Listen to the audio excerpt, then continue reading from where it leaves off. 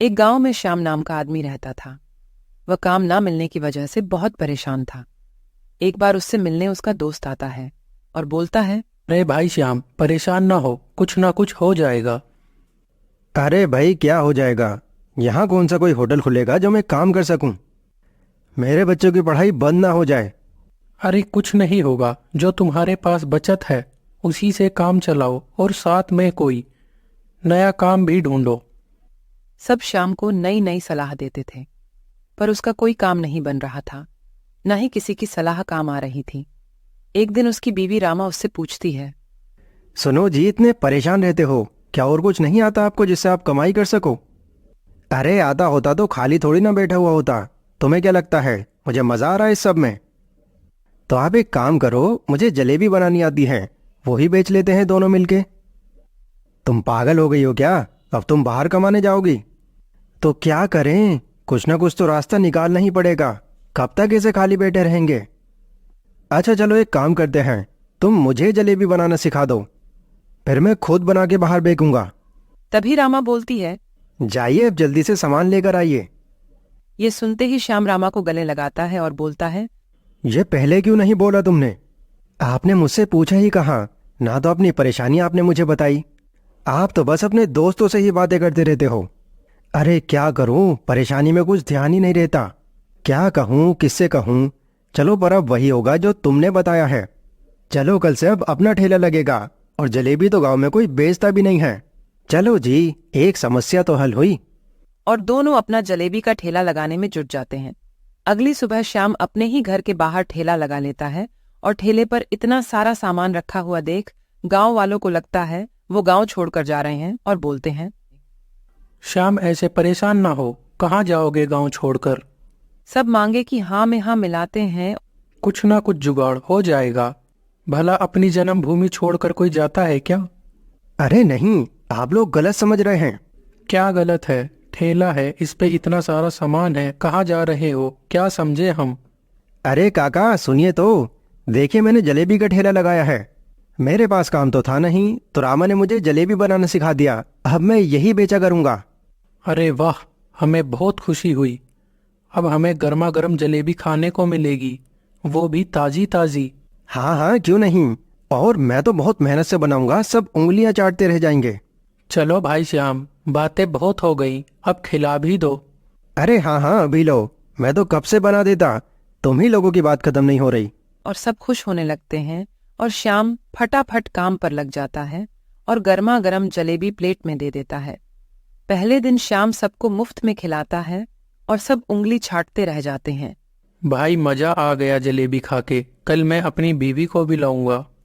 हाँ हाँ जरूर, कल से सब लोग जरूर आना।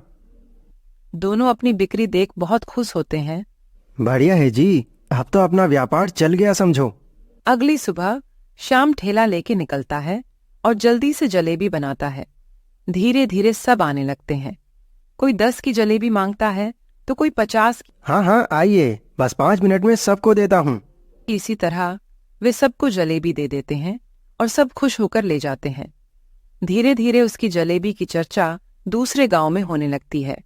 दूर दूर से लोग आने लगते हैं। एक दिन ज्यादा ग्राहक देखकर उसको घबराहट होने लगती है और जलेबी कम होती है। वो सोचता है, अब क्या करूं? मना करूंगा तो वो कल नहीं आएंगे।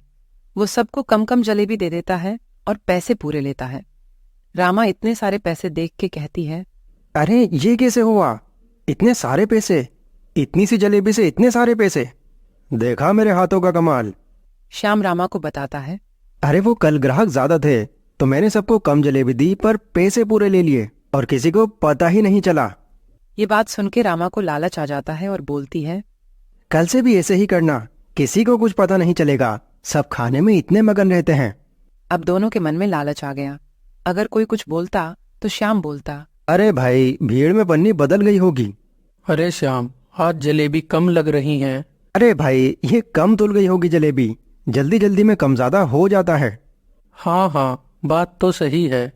किसी को उसकी नीयत पर भी शक नहीं होता। जो भी कहता है जलेबी कम है तो वो अगले दिन उसको सही से देता, जिससे वो कुछ ना बोले। बस ऐसे ही चल रहा था। वो सबको लूटने में लग गया था। सुनिए जी, हम जो कमाई कर रहे हैं उसको एक गुल्लक में डाल देते हैं। उस पर लिख देते हैं बचत।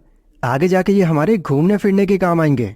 अरे वाह रामा, गजब का आइडिया है। बचत की बचत, मुनाफे का मुनाफा। किसी को पता ही नहीं चल रहा।